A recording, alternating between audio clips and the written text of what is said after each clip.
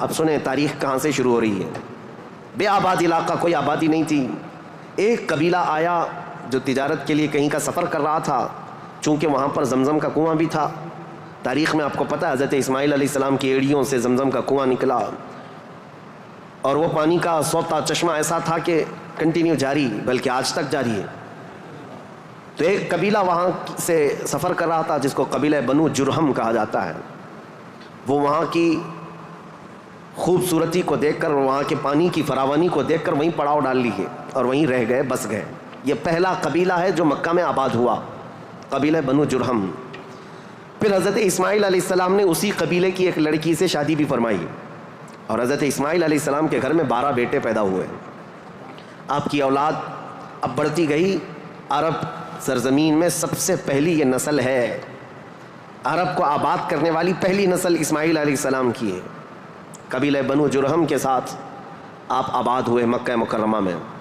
اب ان کی نسل اتنی بڑھتی گئی کہ اسماعیل علیہ السلام کے بیٹے تھے نابت. ان کے ہاتھ میں خانہ کعبہ کی تولیت آئی، خانہ کعبہ کی حفاظت اور اس کی ذمہ داریوں کا یہ سارا انتظام آپ کا تھا.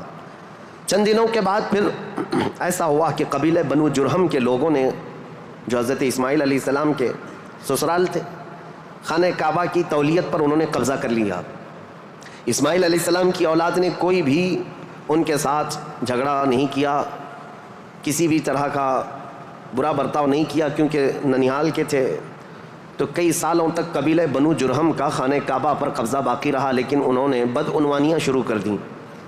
خانہ کعبہ کے پاس لوگ جو دور دور سے آتے تھے دنیا میں، حاجی، اس وقت بھی ہر سال حج ہوا کرتا تھا، ان کے ساتھ برا سلوک کرنا، ان سے چڑھاوے لینا، ان سے زیادہ مانگ کرنا، یہ سب چیزیں ہونے لگیں.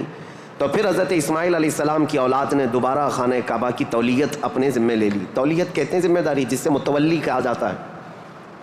جیسے مسجد کا متولی ہوتا ہے، تولیت اسی کو کہتے ہیں. خانہ کعبہ کی خدمت کی ذمہ داریاں.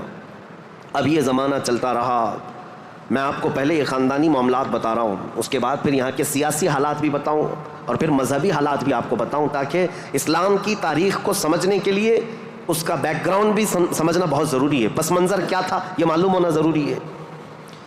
اب اسماعیل علیہ السلام کی اولاد میں عدنان ایک شخص پیدا ہوئے جو آل اسماعیل میں بہت ہی معزز انسان تھے. اکثر صحابہ کرام کا اور خود رسول اللہ صلی اللہ علیہ وسلم کا نسب حضرت عدنان تک پہنچتا ہے. وہ ہمارے آقا صلی اللہ تعالیٰ علیہ وسلم کے جد امجد بھی ہیں.